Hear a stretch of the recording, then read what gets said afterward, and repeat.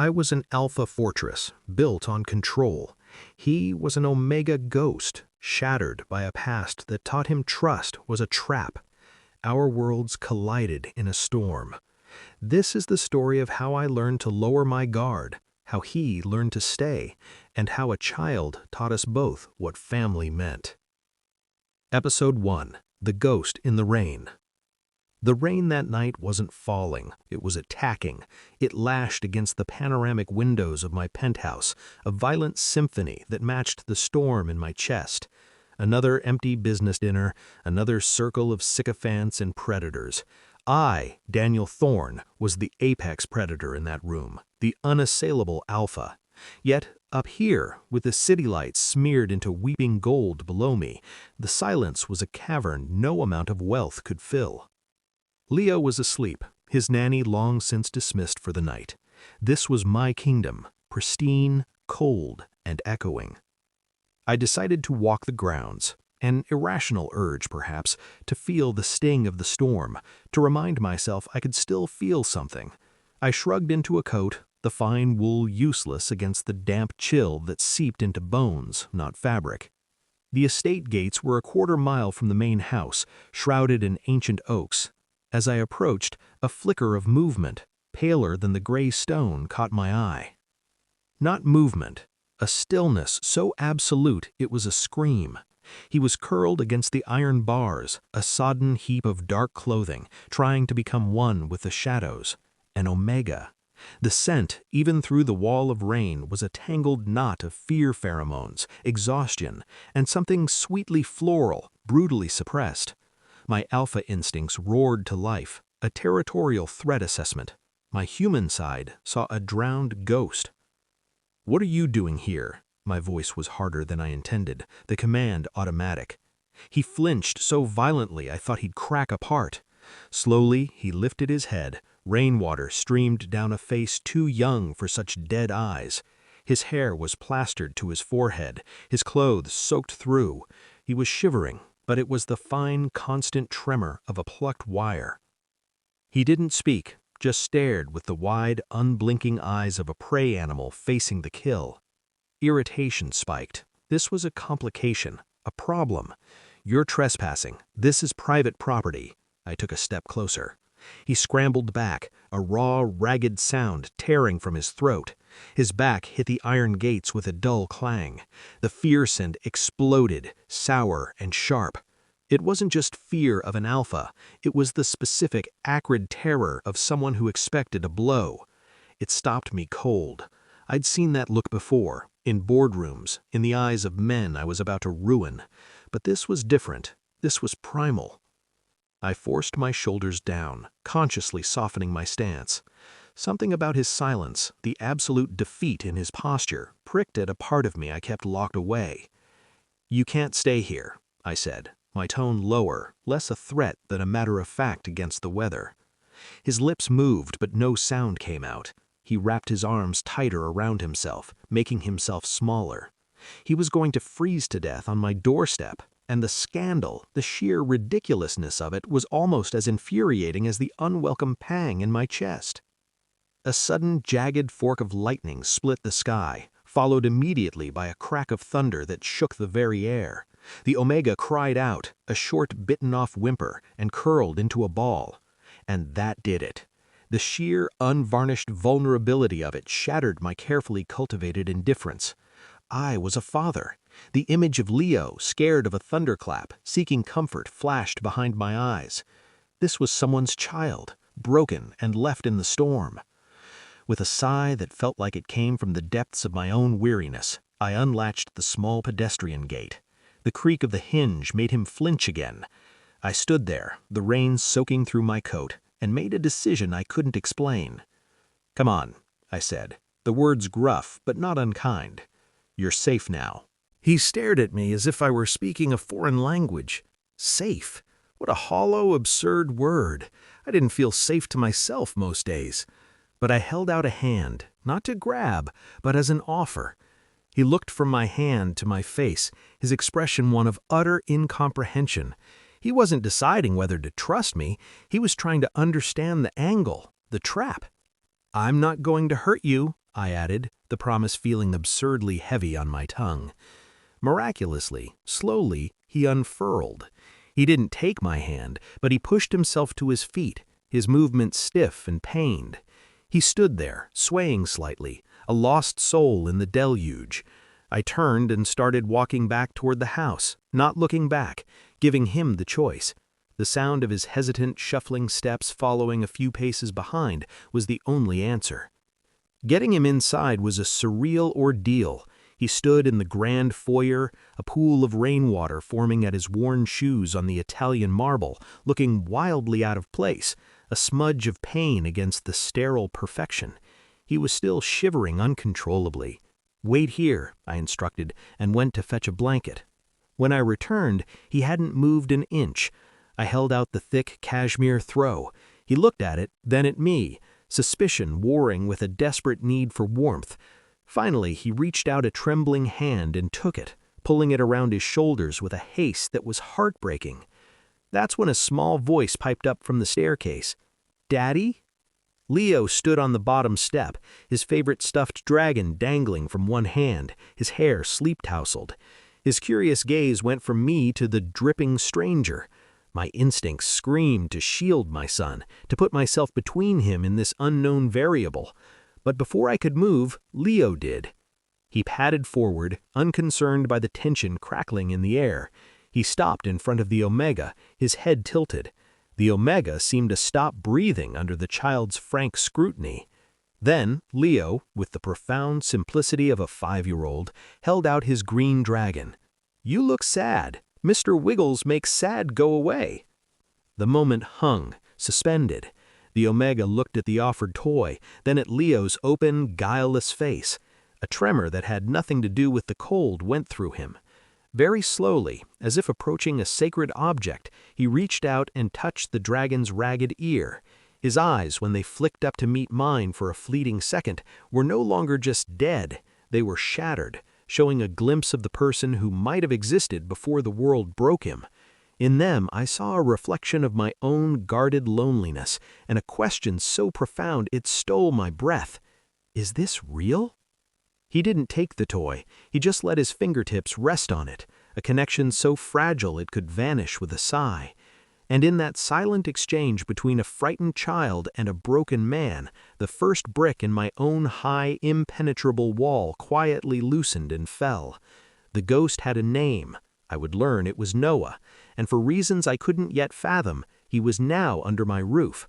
The storm outside was fading, but the one inside, the turbulent, confusing tempest of protectiveness, fear, and a long-dormant hope, had only just begun. Episode 2. The Echo in the Halls. For 3 days, Noah was a ghost in my house. Not the wailing, chains-rattling kind, but the silent, watchful sort that leaves a chill in perfectly heated rooms. I'd given him the guest suite in the east wing, far from Leo's room and mine, a gilded cage with an ensuite bathroom and a view of the gardens he never seemed to look at. I'd find evidence of his presence, never the presence itself. A glass of water, emptied and left clean at the kitchen counter in the dead of night. The house, once echoing with only my footsteps and Leo's laughter, now held the faint, lingering scent of that sweet, bruised floral note underneath the fear. It was unsettling. I was an alpha used to commanding attention, to having my presence felt like a physical force. Noah made himself into a whisper. My attempts at communication were met with a wall of polite, terrifying silence. "Did you sleep?" I'd ask over the breakfast. I had Mrs. Henderson, the housekeeper, leave for him. A barely perceptible nod, eyes fixed on the table. "Do you need anything?" A quick, sharp shake of the head.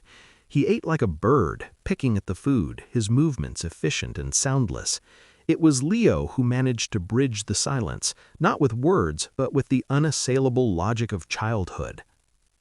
On the second afternoon, I was working in my study when I heard it, not a voice, but a sound, a soft, rhythmic murmur. I followed it to the sun-drenched conservatory.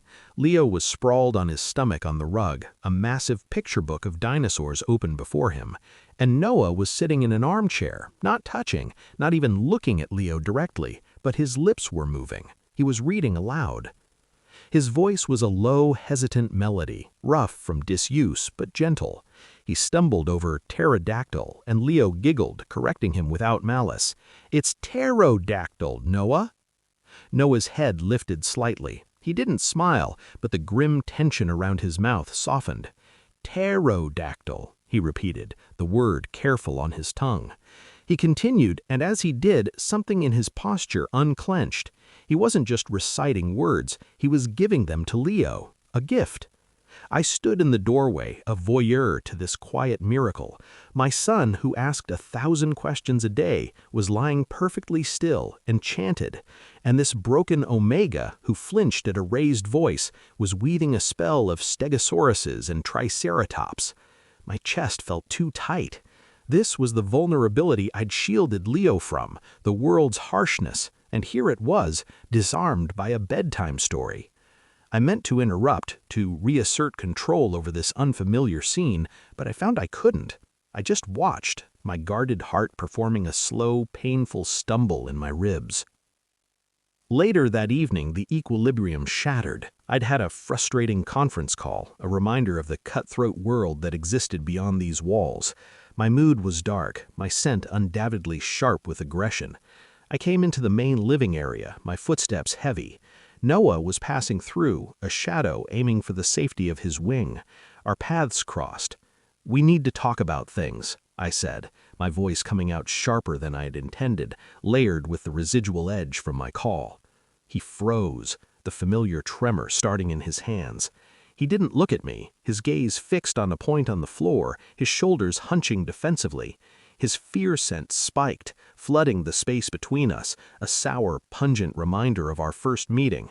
It was a physical blow. This was what he expected from me. This is what he knew of alphas. The realization was a bucket of ice water. "I won't hurt you," I had promised in the rain, and here I was, looming, irritated, fulfilling every terrible expectation. I saw myself through his eyes for a blinding second, not a rescuer, but just another threat. The shame was instant and hot. I took a deliberate step back, creating space. I forced my clenched fists to relax, willed my scent to calm. "Noah," I said, and his name, spoken aloud for the first time, felt strangely intimate in the tense air. "I'm not angry with you. The call was difficult, that's all." He didn't believe me. I could see it in the rigid line of his back, but he gave a jerky, mechanical nod. "I meant what I said," the words feeling inadequate. "You are safe here." His eyes flicked to mine then, just for a second. In their depths, I saw not belief, but a desperate, weary hope. A hope that had been broken too many times. He wanted to believe the promise, he just didn't know how. He slipped away without a sound, leaving me standing alone in the too bright room, the ghost of his fear clinging to me. I had built this life as a fortress. Now, within its walls, I was holding a wounded creature who saw the fortifications not as protection, but another cage, and the unsettling, terrifying truth was taking root. I didn't just want him to be safe. I wanted, with a fierceness that shocked me, for him to feel safe. With me. That night, after checking on Leo, I paused outside the east wing. The house was silent again, but the silence was different now. It was no longer empty. It was waiting. It was holding its breath, just like I was. And I knew, with a certainty that was as thrilling as it was terrifying, that the careful distance between us was already crumbling. The next move was his, and I found myself awake in the dark, listening for it. The week after my blunder in the living room, a fragile new routine began to form. It was built on the silent language of shared space, on glances held a fraction too long before looking away, on the careful choreography of two people who were learning not to startle each other. Noah started eating at the table with us, not speaking, but present. Leo, my irrepressible ambassador, would chatter at him, undeterred by the lack of verbal response. "Do you like pancakes, Noah? I like the crunchy bits. Daddy burns them sometimes." Noah would offer a small, almost imperceptible nod, the ghost of something that could be a smile touching his eyes. It was progress, measured in millimeters. Then, one rainy Wednesday afternoon, the dam showed its first crack. I was in the study, trying to focus on a contract. Leo was with his tutor in the playroom. The house was quiet, save for the patter of rain. I went to the kitchen for coffee and found Noah there, standing at the large window, staring out at the waterlogged garden. He held a mug in both hands, but it was cold, forgotten. His posture was different. Not the defensive hunch, but a weary, straight-backed sorrow. The sight of him, so still and solitary in the gray light, pierced me. "It's a lot of green out there," I said, keeping my voice neutral, conversational, as I moved to the coffee machine. "The gardener's fighting a losing battle with the moss this year." He didn't jump. He just turned his head slightly, acknowledging me. A long moment passed, filled only by the gurgle of the coffee maker. Then he spoke. His voice was so quiet I almost missed it, hoarse from its long silence. "It's the color of the walls in the last place." My hand stilled on the carafe. I didn't look at him, afraid any movement would shatter the moment. I poured my coffee slowly, giving him space. "The last place?" I asked, my tone deliberately light, as if we were discussing the weather. He took a shaky breath. I could see the struggle in his tight line of jaw, the way his knuckles whitened on the mug. "The center, for omegas in distress." He said the bureaucratic term like it was a curse, his voice dripping with a bitterness I hadn't known he possessed. "They painted it this calming, sage green. It was supposed to be soothing." A harsh, humorless sound escaped him. It just felt like being slowly suffocated in a very tasteful way. The ice in my veins had nothing to do with the rain. A center, an omega in distress. The pieces clicked into a picture I didn't want to see, one that explained the flinches, the silence, the terror. My alpha instinct surged with a protective, possessive rage so potent I had to grip the countertop. I wanted names. I wanted addresses. I wanted to tear down buildings painted in soothing sage green. But I swallowed it down, the acid burn of fury. He wasn't giving me a case to prosecute. He was giving me a piece of his shattered self. It was a test, and it was a gift. "Sounds hideous," I said, forcing my body to appear relaxed. "I've always preferred bold colors. Leo's room is a disaster of orange and blue. It looks like a toy box exploded, but he loves it." Noah looked at me then, really looked at me, his eyes searching mine for mockery, for pity. Finding neither, the tension in his shoulders eased a fraction.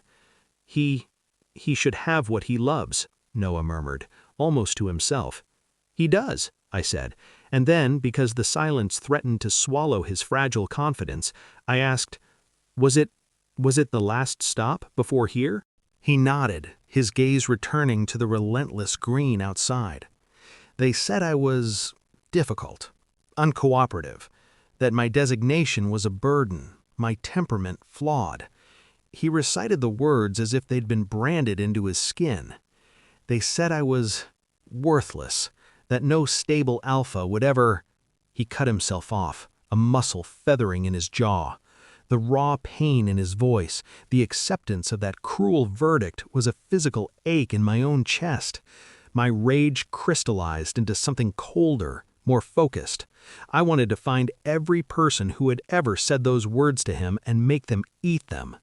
But before I could form any kind of response, a whirlwind of energy burst into the kitchen. "Noah, look! I drew a spaceship!" Leo skidded to a halt, holding up a vibrant, crayon-smeared masterpiece. He barely glanced at me, his full attention on Noah. He didn't see the sheen of unshed tears in the Omega's eyes, the tremble in his hands. He just saw his friend. Without a word, Leo climbed onto the chair next to Noah, and then, with the unerring instinct of a child, wriggled into his lap. Noah froze, his breath catching. He looked at me, panicked, as if expecting me to rip Leo away. I gave a slight, almost imperceptible shake of my head. "It's okay."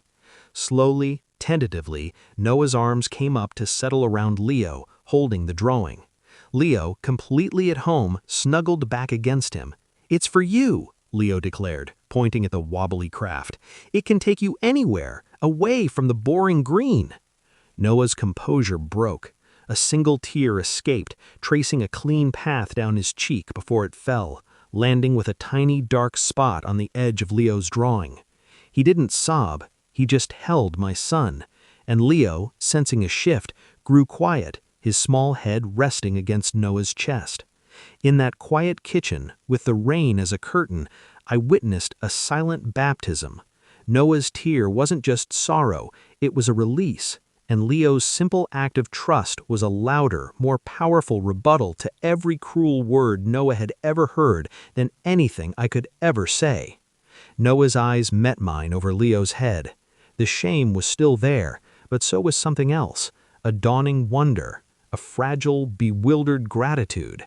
He had called himself worthless, and a child had climbed into his lap and declared him a worthy destination for a spaceship. The crack in the ice wasn't just in Noah anymore, it was in the very foundation of my carefully controlled world. The protective fury I felt wasn't just an alpha's instinct, it was personal. He was no longer just a ghost, a responsibility. He was Noah, who hated sage green, who had a voice like rough velvet, and who held my son as if he were the most precious thing in the universe. And that knowledge changed everything. The storm of his past was finally beginning to speak, and I knew, with a terrifying certainty, that I would have to face it with him. Episode 4. The Anchor in the Storm. The trust, once cracked, began to flow like a slow, deliberate thaw. Noah spoke more, in fragments and bursts. He didn't tell me about the past, not the details, but he began to exist in the present. He'd comment on the oversalted soup, or note that Leo's left shoelace was perpetually untied. He started leaving books from the library on the side table, finished. Small, quiet assertions of a mind that was re-engaging with the world, with my world. His scent began to change too. The cloying, bitter fear was receding, allowing that innate, sweet floral note to emerge, like jasmine after a rain, clean and subtle. It was a scent that I found myself searching for when I entered the house. A new tension took root, different from the fear. It was a current in the air between us, a magnetic pole I fought with every controlled breath. I'd catch him watching me when he thought I wasn't looking, a contemplative, almost puzzled expression, as if he was trying to reconcile the monster he expected with the man who made terrible coffee and let his son paint dinosaurs on the sunroom windows. I knew the feeling. I was doing the same with him, reconciling the shattered ghost with the man who had a dry, quiet wit and whose hands were so gentle when helping Leo with a puzzle. Then came the night it all broke open. A late spring thunderstorm, fiercer than the one I'd found him in, shook the house. The power flickered and died, plunging us into a darkness that felt dense and alive. I was in my room, lighting candles, my thoughts immediately going to Leo, but I heard it before I could move, a sound that wasn't part of the storm. A choked-off cry, then a whimper of pure, unadulterated terror. It came from the east wing. I didn't think. I was out of my room, a candle holder in hand, moving down the dark hallway. Another crack of thunder illuminated the world in a strobe of blue-white, and in that split second, I saw my doorframe, and then his, ahead. The whimpers were continuous now, the raw, desperate sounds of a wounded animal. My heart hammered against my ribs. His door was ajar. I pushed it open. The candlelight fell across the bed. He was thrashing, tangled in the sheets, his face contorted in a silent scream. "No, no, please! I'll be good! I'll be quiet!" he begged the empty air, his voice a broken child's. It was a knife to the gut. This was the epicenter of all his fear, the ghost that lived behind his quiet eyes. He wasn't here with me. He was back there, in some green-walled hell. "Noah?" I said his name firmly, but he didn't hear me. Another thunderclap shook the room, and he recoiled as if struck, curling into a tight fetal ball, his sobs becoming ragged gasps for air. I set the candle down. Every rule, every boundary about an alpha's space and an omega's privacy dissolved into irrelevance. This was about one human being shattering in the dark. I sat on the edge of the bed. "Noah," I said again, louder, pitching my voice to cut through the nightmare. "You're dreaming. You're safe." He flailed, his hand striking my arm. The contact seemed to startle him partly awake. His eyes flew open, wide and unseeing, blind with panic. He scrambled back, a fresh wave of terror sent flooding the room. "It's Daniel," I said, holding my hands up, letting the candlelight show him my face. "It's just me. It's a storm. You're in the house. You're safe." He stared, panting, confusion warring with the residual horror. "Daniel?" My name was a broken question, a plea for confirmation in a reality that had betrayed him. "Yes." Another sob racked him, but this one was of the present, a wave of shame and vulnerability so potent it left him trembling. "I'm sorry. I'm so sorry. I didn't mean to." "Stop." The command was gentle but absolute. I couldn't bear his apologies for this. Without overthinking, I reached for him. I didn't grab, I simply opened my arms, an offer, a harbor. He stared at my open posture, his entire body shaking. The battle in his eyes was the most devastating thing I'd ever witnessed. The deep-seated need for comfort, at war with a lifetime of lessons that said comfort was always a prelude to pain. Then, with a final shattered sigh, he broke. He didn't just move toward me, he collapsed into me. I closed my arms around him, pulling him against my chest. He was trembling violently, his face buried in the cotton of my t-shirt, his fingers clutching at the fabric as if I were the only solid thing in a dissolving world. "I'm here," I whispered into his hair, his jasmine and rain scent filling my senses, now tinged with salt and fear. I held him tightly, one hand cradling the back of his head, the other a firm anchor across his back. "I've got you. The storm can't get you here." He melted. All the tension, the rigid control, the defensive armor seeped out of him. His trembling eased into deep, shuddery breaths. He didn't let go. He held on as if he were drowning and I was air. We sat like that for a long time, until the thunder rumbled farther away, a retreating army. The only sounds were the fading rain and our breathing, slowly synchronizing. His weight against me felt terrifyingly, perfectly right. This was what it meant to be an anchor, not to stand unmoved, but to be the thing another soul clings to when their world is chaos. Finally, he stirred, but he didn't pull away. His voice was a muffled whisper against my chest. They locked us in during storms, said our fear scent was disruptive." A fresh wave of that cold, focused fury washed through me, but I didn't let my grip tighten. I just rested my cheek against his hair. "They were fools," I murmured, "and they are nowhere near you now." He tilted his head back then, just enough to look up at me. In the flickering candlelight, his face was tear-streaked, exhausted, but his eyes were clear. They held mine, and in their depths, I saw the last of his defenses fall. Not just trust, but a surrender that was also an offering. He was seeing me, really seeing me, not as a savior or a threat, but as Daniel.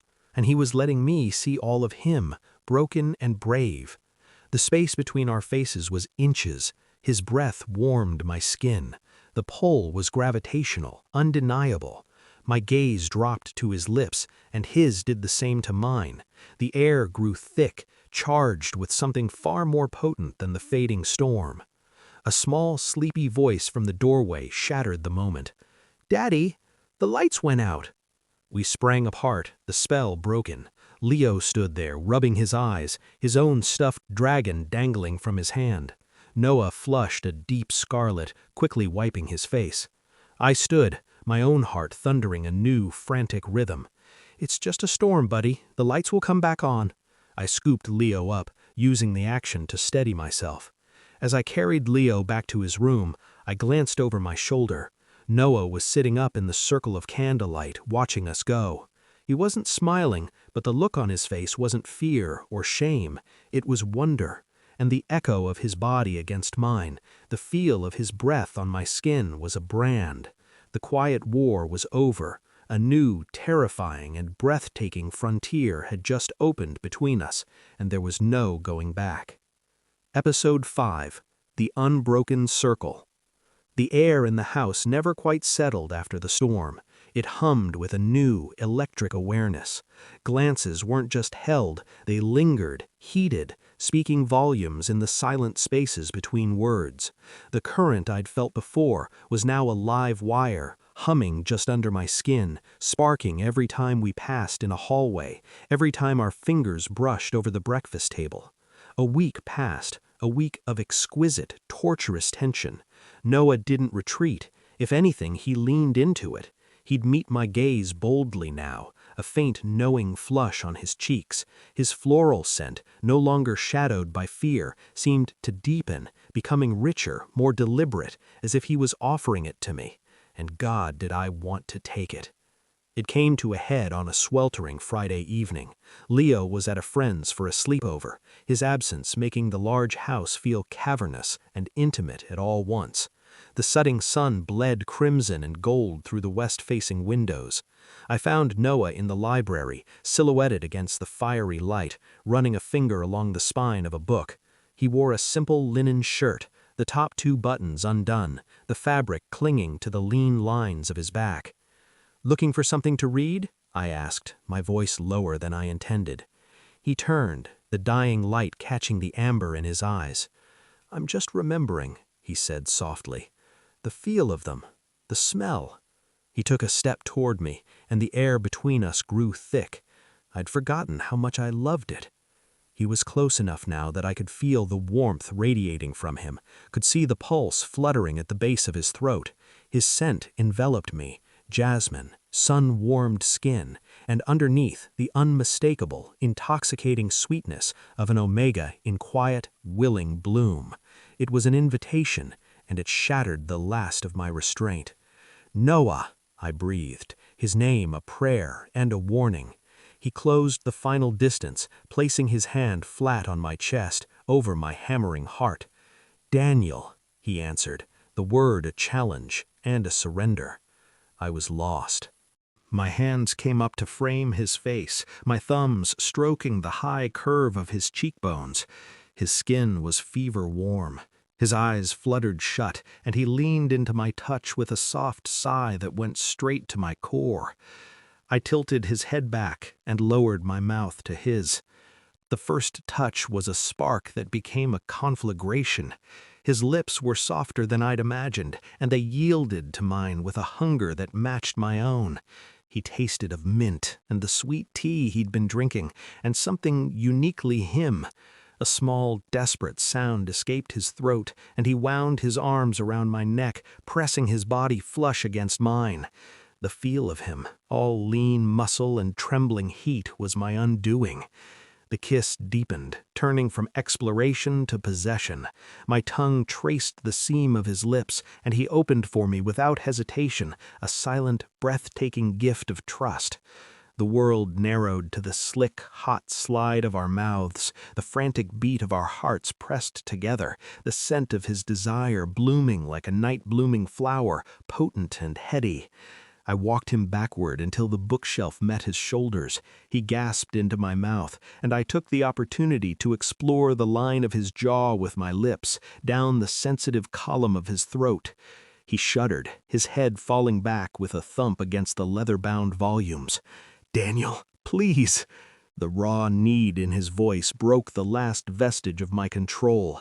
My hands slid down, gripping his hips, grinding him against me so he could feel the hard, aching evidence of my want. A choked moan tore from him, his fingers tangling in my hair. "Tell me to stop," I growled against his skin, my breath hot on his throat, my entire being a plea for him to say no. He pulled my face back to his eyes dark pools of want, all shadows of the past burned away in this present fire. "Don't you dare," he whispered, and sealed his command with another searing kiss. It was all the permission I needed. I slid one hand under his thighs and lifted him. He wrapped his legs around my waist instinctively, a gasp of surprise and arousal catching in his throat. I carried him from the library, down the hall to my room. Our room, the thought seared through me, never breaking the kiss. I laid him down on the dark sheets, coming down over him, caging him with my body. In the twilight of the room, I finally let my guard fall completely. I worshipped him with my hands and mouth, learning the map of his body, the scar on his rib, a story for another day but not tonight, the sensitive dip of his navel, the long, elegant line of his thighs. Every gasp, every arch of his back, every breathy sigh of my name was a treasure he gave me. When I finally entered him, it was with a slow, agonizing care that had us both trembling. He was tight and hot and perfect, his eyes locked on mine, wide with wonder. "Look at me," I pleaded, my voice rough with emotion. "Stay with me." "I'm here," he breathed, his legs tightening around me. "I'm staying." And as we began to move, a rhythm as old as time, but wholly new to us, it was more than just a physical joining. It was a claiming and a surrender, a promise whispered with every thrust, every sigh. The ghosts were silent. There was only this, the slide of sweat-slicked skin, the symphony of our ragged breaths, the building, breathtaking pressure that coiled tighter and tighter until it shattered us both. In the aftermath, tangled in the sheets and each other, the world slowly seeped back in. The cicadas sang outside, our hearts slowed, still beating in a shared rhythm. He was curled into my side, his head on my chest, my arm a heavy, possessive weight around him. His scent was now mingled with mine, a new, profound signature in the air. I pressed a kiss to his damp hair. "I meant it, you know," I murmured, my voice wrecked. "You're safe. You're home." He tilted his head up, his eyes luminous in the dark. For the first time I saw not a flicker of doubt, but a steady, unshakable certainty. "I know," he said simply. And then he smiled, a true, radiant, unguarded smile that felt like the sunrise after the longest night. "I am." The next morning we walked Leo to the park, a trio under the bright sun. My son's small, sticky hand was firmly in mine, his other, just as trustingly, in Noah's. He swung between us, chattering about the squirrels. "We're a good triangle," Leo stated decisively, looking up at us both. "The strongest shape, my teacher said." Noah met my gaze over Leo's head. His smile was soft, private, full of a peace I had helped put there. He squeezed Leo's hand. "Yes, we are," he said. I looked at them, the fearless child and the man who had learned to be brave again, and felt the final, lonely fragment of my own heart slot into place. "This," I said, my voice thick with an emotion too vast for words, "is family." Noah's answering smile was my whole world, and for the first time in my life my kingdom was not made of stone and steel, but of two hands holding mine, completing the unbroken and now unbreakable circle. Epilogue. 5 years later, the East Wing is no longer a gilded cage. It's Noah's art studio, splashed with colors bolder than he ever dreamed. The scent of jasmine and my cedar is a permanent warm embrace in our home. Leo, now with a little sister clinging to his hand, still declares us the strongest shape. Every morning I wake with Noah in my arms, his guard lowered, his heart steadfastly staying. The ghosts are just memories. We built this family from broken pieces, and in our quiet, sun-drenched chaos, we found a love that taught us both how to truly live. And that concludes When the Alpha Learned to Lower His Guard. Their journey from storm to sanctuary is complete. Thank you for listening, for sharing in their fragile beginnings and their hard-won happiness. If this story found a home in your heart, please follow or subscribe for more tales of love built in the broken places. We have so many more worlds to explore together. Before you go, tell us, which moment, the promise in the rain, the story in the sunroom, or the anchor in the dark, resonated with you the most? Your thoughts are the brightest part of this community.